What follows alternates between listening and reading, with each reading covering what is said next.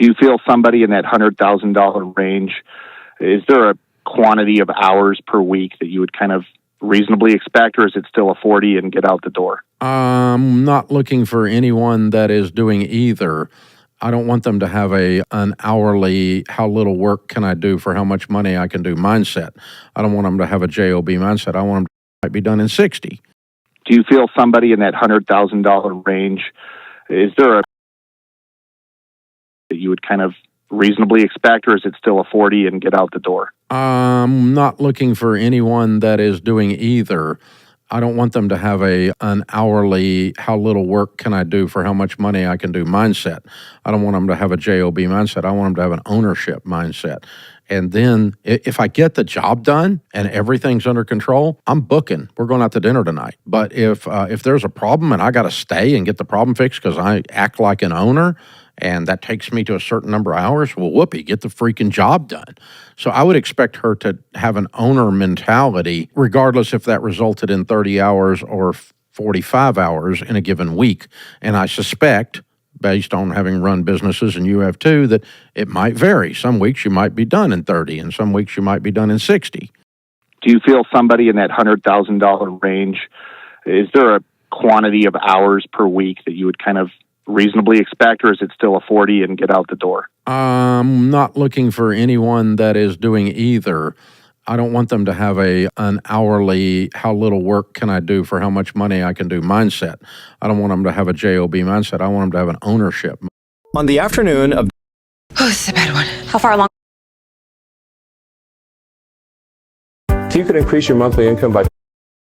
Well, actually, Elvis loved the song. That was when he and Priscilla were having their problems, which I met her recently, and she told me that Elvis loved that song, and he had sung that to her on the day of their divorce. He said he kind of leaned in and sang a little bit of I Will Always Love You. But during that time, it's no fault of Elvis, he loved the song.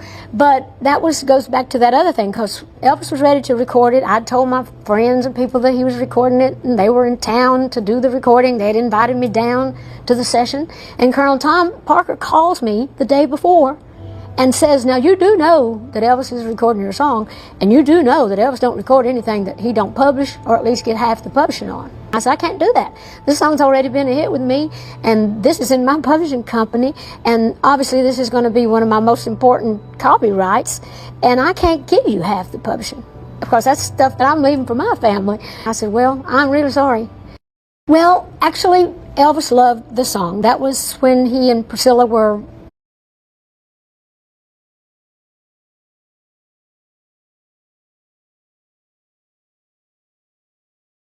having the greatest compliment my son ever gave me. We're having another disagreement about social media because I'm a Luddite and I won't let my son have it. And Snapchat especially. I think Snapchat's clinically insane for kids to have that.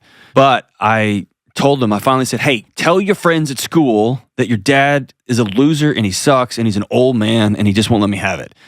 And he, in frustration and exasperation, said, I can't say that because that's not true. And when he turned around, I was like, oh yeah, like, right, he gets it. And dude, I get it too. Nobody wants to be the only one or frustrated or whatever. The greatest compliment my son ever gave me. We're having another disagreement about social media because I'm a Luddite and I won't let my son have it. And Snapchat especially. I think Snapchat's clinically insane for kids to have that. But I told him, I finally said, hey, tell your friends at school that your dad is a loser and he sucks and he's an old man and he just won't let me have it. And he, in frustration and exasperation, said, I can't say that because that's not true. And when he turned around, I was like, oh yeah, like, right, he gets it. And dude, I get it too. Nobody wants to be the only one or frustrated or whatever. The greatest compliment my son ever gave me. We're having another. If you're over 60. He thought she was begging for scraps until her eyes changed everything. It was a cold night outside a five-star restaurant. A frail young girl in tattered clothes approached a wealthy businessman enjoying his dinner. May I have your leftovers, sir? She whispered, trembling. The millionaire barely glanced at her until their eyes met.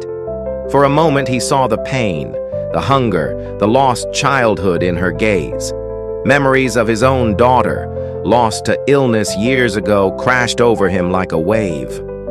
Tears filled his eyes as he pushed the untouched plate toward her. But then he did more. He called over the waiter, ordered a hot meal, and handed her a gold card with his name. "This is for a fresh start," he said, his voice cracking. The girl stared in disbelief, tears streaming down her cheeks. That night, a millionaire's heart found its richest treasure: compassion. One kind act can rewrite an entire life. How you doing, Sonny? Not so good, huh? I want to... This is the most effective and affordable way.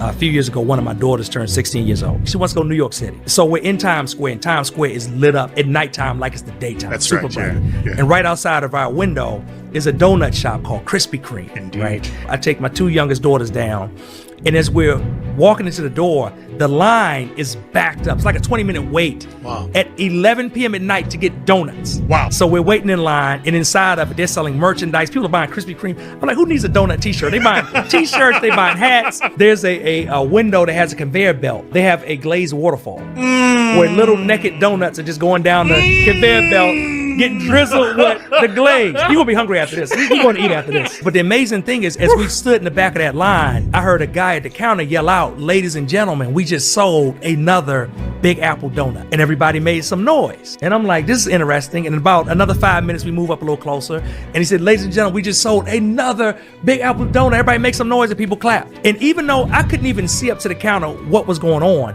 there was one thing in my mind. And the one thing in my mind is, what is a Big Apple donut? And how can I get one? It was not about the donut, because I didn't know what the donut tasted like. So I didn't necessarily want the donut. What I wanted intrinsically was that experience. It's a true story. So I get all the way good. up to the counter, and as I get up to the counter, I say I want one of those Big Apple donuts. So she got the Big Apple donut for me. You know, I paid everything, and then she just slid across the table. So I slid it back, and I was like, I don't want this, like, because I didn't. She was under the mistake that I wanted the donut. I didn't want the donut. I wanted the experience. Now I tell a story, you know, different places I speak. The number one question. I'm not gonna hurt you, lady. Oh, here, take it.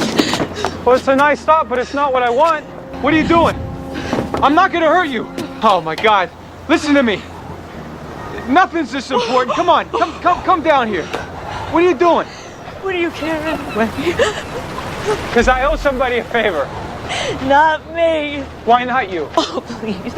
Go away. Trust me. I'm not worth it.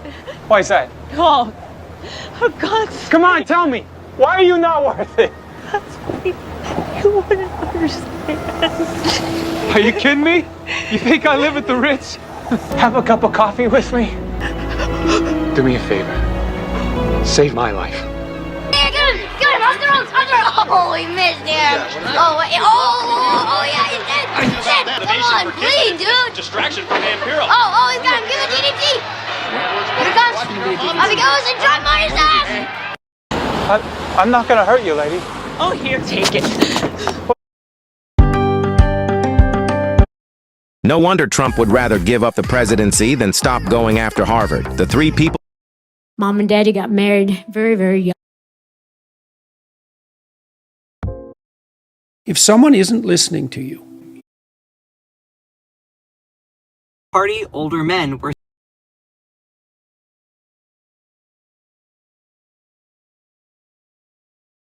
We've got a few employees that want to work through their lunch hour and leave an hour early. A woman decided to give herself a big treat for her 70th birthday by staying overnight in a really nice hotel. When she checked out the next morning, the desk clerk handed her a bill for $250. She demanded to know why the charge was so high. "I agree it's a nice hotel, but the rooms aren't worth $250 for just an overnight stay. I didn't even have breakfast." The clerk told her that $250 is the standard rate, and breakfast had been included had she wanted it. She insisted on speaking to the manager. The manager appeared and, forewarned by the desk clerk, announced, "This hotel has an Olympic-sized pool and a huge conference center which are available for use. But I didn't use them. Well, they are here, and you could have. He went on to explain that she could also have seen one of the in-hotel shows for which they were so famous. We have the best entertainers from the world over performing here, but I didn't go to any of those shows. Well, we have them, and you could have. No matter what amenity the manager mentioned, she replied, but I didn't use it. And the manager countered with his standard response. After several minutes discussion, and with the manager still unmoved, she decided to pay, wrote a check, and gave it to him. The manager was surprised when he looked at the check. But madam, this check is for only $50. That's correct, I charged you $200 for sleeping with me. But I didn't. Well, too bad, I was here, and you could have.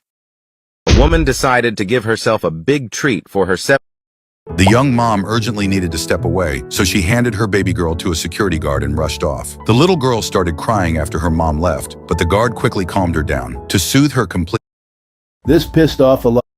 Hey! Get in the car. Boss wants to have a word with you. I don't think so. Hey, stop! Stop! You did see that I have a fucking gun, right? Yeah, you made a pretty big point of showing it to me. You don't understand how this